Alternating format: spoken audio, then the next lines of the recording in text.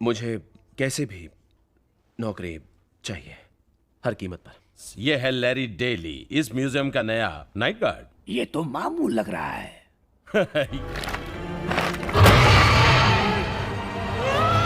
उसी रात से यहाँ मौजूद हर चीज में जान आ गई। Hello friends, welcome back to my YouTube channel and today we gonna talk about the movie called Night at the Museum। ये मूवी साल 2006 में रिलीज हुई थी और इस मूवी की IMDb रेटिंग 6.4 की है। So without wasting the time, let's begin the movie। दोस्तों, मूवी की शुरुआत होती है लैरी नाम के बंदे से। लैरी और उसकी वाइफ का डाइवोर्स हो चुका था और वो दोनों अलग अलग रहते थे। लैरी अपनी एक्स वाइफ के घर जाता है और कहता है कि वो अपने बेटे को अपने साथ रखेगा, पर उसकी एक्स वाइफ कहती है कि नहीं, वो तुम्हारे साथ नहीं रहेगा क्योंकि तुम्हारे पास कोई जॉब नहीं है और तुम उसका ख्याल नहीं रख पाओगे। तभी वहाँ उसका होने वाला हस्बैंड डॉन आ जाता है, जो कि प्रोफेशन से एक बोन ट्रेडर होता है। लैरी का एक 10 साल का बेटा भी था जो स्कूल में बहुत ही अच्छा हॉकी प्लेयर होता है। लैरी उससे पूछता है कि क्या वो बड़ा होकर नेशनल लेवल पर हॉकी प्लेयर बनेगा, तो उसका लड़का कहता है कि नहीं, वो अपने स्टेप फादर की तरह बोन ट्रेडर बनेगा। ये सुनकर लैरी को थोड़ा सा दुख होता है। लैरी एक एजेंसी में जॉब के लिए जाता है जहां उसे बताया जाता है कि अमेरिकन म्यूजियम में एक जगह खाली है।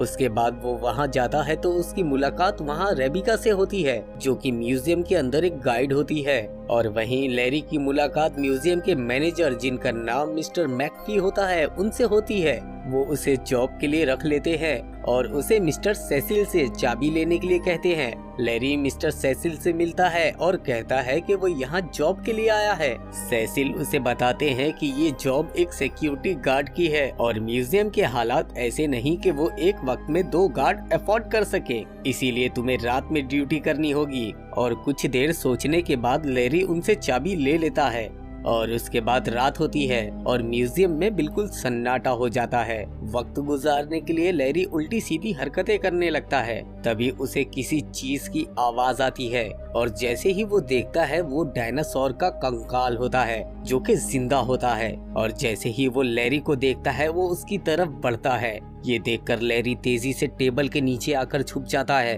और मिस्टर सेसिल को फोन लगाता है। और दूसरी तरफ सेसिल पार्टी में होता है। लैरी उससे फोन पर पूछता है कि डायनासोर जिंदा हो गया है, वो क्या करे। सेसिल उससे कहता है कि मैनुअल को पढ़ो और उसके बाद लैरी मैनुअल पढ़ता है, जहां मैनुअल नंबर 1 में लिखा होता है हड्डी फेंको, और हड्डी के फेंकते ही डायनासोर उस तरफ दौड़ने लग जाता है। लैरी ये देखकर हैरान हो जाता है कि यहाँ मौजूद सारी चीजें जिंदा हो चुकी है। और उसके बाद लैरी मैनुअल पढ़ता है जिसमें लिखा होता है अफ्रीकन लायन को बंद करो। उसके बाद वो जल्दी से उन्हें भी बंद कर देता है और तभी वो मैनुअल नंबर 3 पढ़ता है जिसमें लिखा था अपनी की चेक करो, नहीं तो वो डेस्टर के हत्थे चढ़ जाएगी। ये पढ़कर वो अपनी जेब में की को चेक करता है जो कि गायब होती है और जिसे डेस्टर ने निकाल लिया था। डेस्टर एक बहुत ही शरारती नस्ल का बंदर था। लैरी डेस्टर से की मांगता है, पर की मांगने पर डेस्टर उसकी नाक पर काट लेता है, पर लैरी बड़ी चालाकी से कीज ले लेता है। लेकिन तभी डेस्टर उसका मैनुअल इंस्ट्रक्शन उसके हाथों से छीन लेता है और वो दूसरे मोंकी के चढ़ाने पर उन्हें फाड़ भी देता है। जिसके बाद लैरी थक हार कर एक जगह पर जाकर बैठ जाता है और तभी वो देखता है कि कुछ आदिवासी मिनिएचर उस पर तीरों से अटैक कर देते हैं और वो उठकर वहां से आगे बढ़ता है तो कुछ मिनिएचर उसके पैर बांध देते हैं और उसे एक फ्रेम में गिरा देते हैं। उन मिनिएचर की टोली का हेड जगडाई होता है जो अपने आदमियों से कहकर उसे बंधवा देता है और उसके ऊपर ट्रेन चला देता है, पर वो ट्रेन लैरी को कुछ नुकसान नहीं पहुंचा पाती और ये सीन थोड़ा फनी सा हो जाता है। और उसके बाद लैरी कोशिश कर उन तमाम रस्सियों को तोड़कर उठ जाता है और जब वो फ्रेम में बैठा होता है तब फ्रेम के बाहर ऑक्टिवस अपनी रोमन एम्पायर की फौज को लेकर आ जाता है और वो लैरी पर हमला करवा देता है। तभी एंट्री होती है अमेरिका के 26वें प्रेसिडेंट की, जिनका नाम मिस्टर रूजवेल्ट होता है। वो अपने घोड़े पर बैठाकर लैरी को बचाकर ले जाते हैं। लैरी उनसे पूछता है कि ये क्या हो रहा है और इस म्यूजियम में सभी लोग जिंदा कैसे हैं। मिस्टर रूजवेल्ट उसे एक ताबूत दिखाते हैं और एक टैबलेट भी दिखाते हैं और वो कहते हैं कि जब से ये ताबूत और ये टैबलेट यहाँ आए हैं तभी यहाँ मौजूद सारी चीजों में जान आ गई है।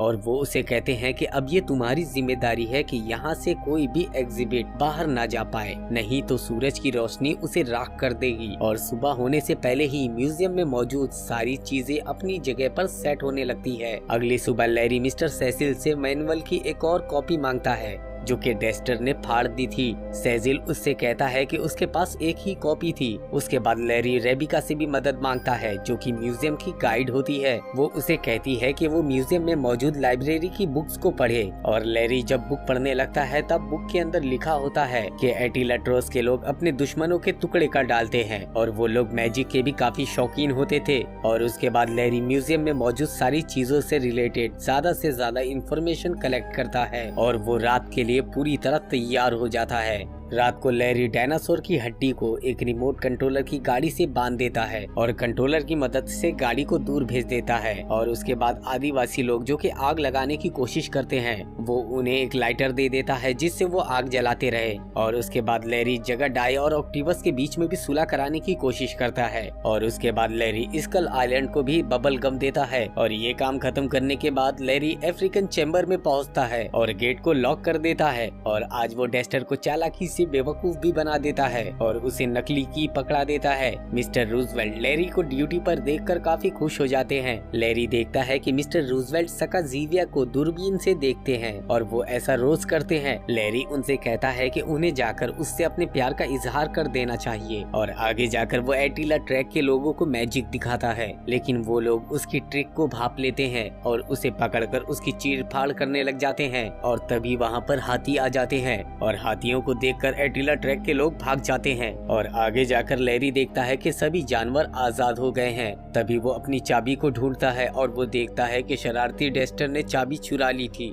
लैरी डेस्टर के पीछे भागने लगता है। रास्ते में वो देखता है कि मिनिएचर आपस में काफी जानी दुश्मन की तरह लड़ रहे होते हैं। डेस्टर चाबी की मदद से खिड़की खोल देता है। लैरी उन मिनिएचर के हेड से पूछता है कि आखिर ये लोग लड़ क्यों रहे हैं। कोई भी उसका जवाब नहीं दे पाता। दूसरी तरफ जिन आदिवासियों को लैरी लाइटर देता है उनमें से एक ने खुद को ही आग लगा ली थी। लैरी जैसे तैसे करके फायर आग को बुझाता है। उसके बाद लैरी डेस्टर से चाबी मांगता है तो डेस्टर लैरी को थप्पड़ मार देता है। लैरी भी बदले में उसे एक थप्पड़ मारता है। उसके बाद फिर से डेस्टर उसे एक थप्पड़ मारता है। फिर से लैरी उसे मारता है और तभी मिस्टर रूजवेल्ट वहाँ आ जाते हैं और वो लैरी को कहते हैं कि चाबी प्यार से मांगना चाहिए। और वो डेस्टर से चाबी मांगते हैं और डेस्टर उन्हें चाबी लौटा देता है। और उधर दूसरी तरफ एक आदिवासी उस खिड़की को जो डेस्टर ने खोल दी थी वहाँ से बाहर जाकर कूद जाता है। लैरी मिस्टर रूजवेल्ट से कहता है कि बस अब वो इसे बर्दाश्त नहीं कर सकता। और तभी कोलंबस लैरी को एक खुली हुई खिड़की की तरफ इशारा करता है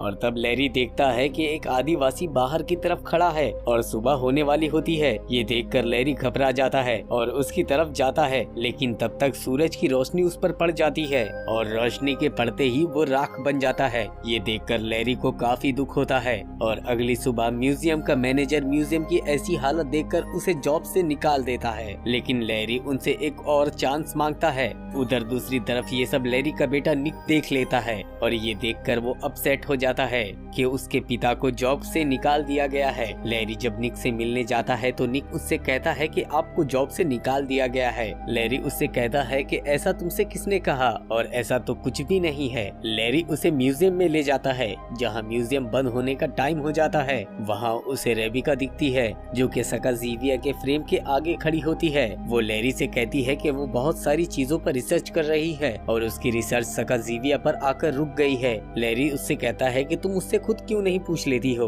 और उसके बाद लैरी उसे बताने लगता है कि यहाँ पर रात होने पर सारी चीजें जिंदा हो जाती हैं। रेबिका को लगता है कि लैरी उसका मजाक उड़ा रहा है और वो वहाँ से नाराज होकर चली जाती है। और उसके बाद रात आती है। लैरी अपने बेटे निक को कहता है कि अभी कुछ ही देर में सारी चीजें जिंदा हो जाएंगी, पर काफी वक्त गुजरने के बाद भी म्यूजियम में किसी भी चीज में कोई हरकत नहीं होती। तब लैरी कहता है कि कुछ तो गड़बड़ है और ये देखने के लिए वो आगे बढ़ता है। वो देखता है कि सेजिल और उसके दोस्त म्यूजियम में मौजूद कुछ चीजें और वो टैबलेट चोरी कर रहे हैं। लैरी वो टैबलेट लेकर उसे निक की तरफ फेंक देता है। तभी सेजिल और उसके दोस्त लैरी को पकड़ लेते हैं। लैरी निक से कहता है कि वो उस टैबलेट को सीधा कर दे और टैबलेट के सीधा करते ही वहाँ मौजूद सभी चीजों में जान आ जाती है और साथ ही में उन बूढ़ों में भी जान आ जाती है। सेजिल और उसके दोस्त लैरी की काफी धुलाई कर देते हैं और टैबलेट लेकर फरार हो जाते हैं और वो लोग लैरी को गेट में बंद कर देते हैं। तभी वहाँ मिस्टर रूजवेल्ट आ जाते हैं। लैरी उनसे मदद मांगता है।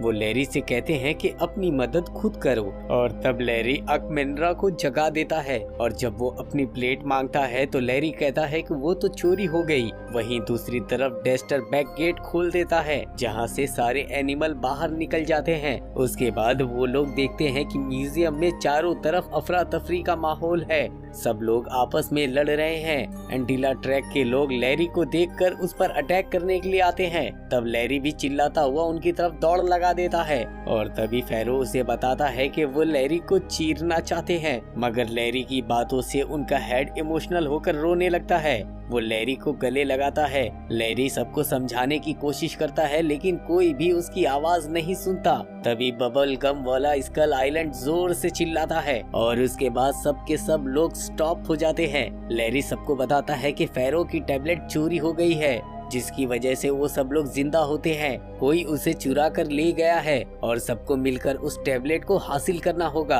और टीम वर्क से वो सेजिल के दोस्तों को पकड़ लेते हैं और रस्सियों से बांध देते हैं। मिनिएचर टीम के लीडर ऑक्टिवस और जगाडाई मिलकर सेजिल की गाड़ी के टायर को पंचर कर देते हैं जिसकी वजह से सेजिल की गाड़ी थोड़ी दूर जाकर रुक जाती है और तभी सेजिल एक बग्घी लेकर निकलता है और वो सकाजीविया को कुचलने ही वाला होता है। तभी मिस्टर रूजवेल्ट वहाँ आ जाते हैं और वो उसे बचा लेते हैं, पर इससे मिस्टर रूजवेल्ट की बॉडी के 2 टुकड़े हो जाते हैं। तभी मिनिएचर के दोनों टीम लीडर एक टॉय कार में बैठकर आते हैं जिसमें डायनासोर की हड्डी बंधी होती है और उस हड्डी के पीछे पीछे डायनासोर भी उनके साथ होता है।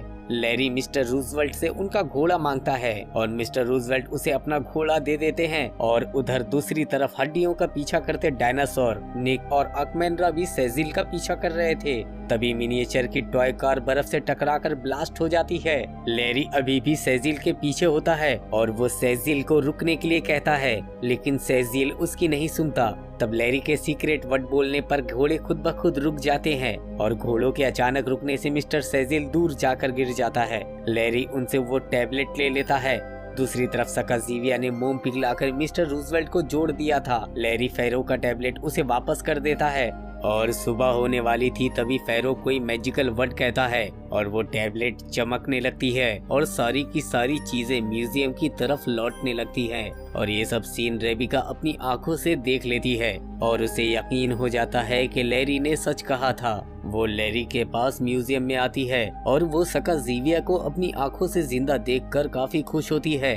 दूसरी तरफ लैरी मिस्टर रूजवेल्ट वापस लौट रहे होते हैं और एनिमल की अटेंडेंस ले रहे होते हैं। सुबह होने वाली थी। मिस्टर रूजवेल्ट लैरी से कहते हैं कि वो रात में फिर से मिलेंगे, लेकिन लैरी जानता था कि मैनेजर म्यूजियम की ऐसी हालत देखकर उसे फायर कर देगा। दूसरी तरफ हर न्यूज चैनल पर इस म्यूजियम की खबर होती है। मैनेजर लैरी से चाबी और टॉर्च ले लेता है और उसे जॉब से निकाल देता है, लेकिन बाहर निकलकर वो देखता है कि म्यूजियम में काफी भीड़ जमा हो चुकी है और ये म्यूजियम रातों रात फेमस हो चुका है। और ये सीन देखकर वो लैरी को कीज और टॉर्च लौटा देता है। दूसरी तरफ निक अपने स्कूल में अपने पापा की काफी तारीफ करता है और कहता है कि वो बड़ा होकर उनके जैसा बनना चाहेगा। ये सब सुनकर लैरी काफी खुश होता है और फिर से रात होती है, लेकिन अब म्यूजियम का माहौल काफी बदल चुका होता है। सबके सब एक साथ पार्टी और डिस्को कर रहे थे। लैरी ये सब सीन खड़ा होकर देखता है और यहीं पर ये मूवी भी खत्म हो जाती है।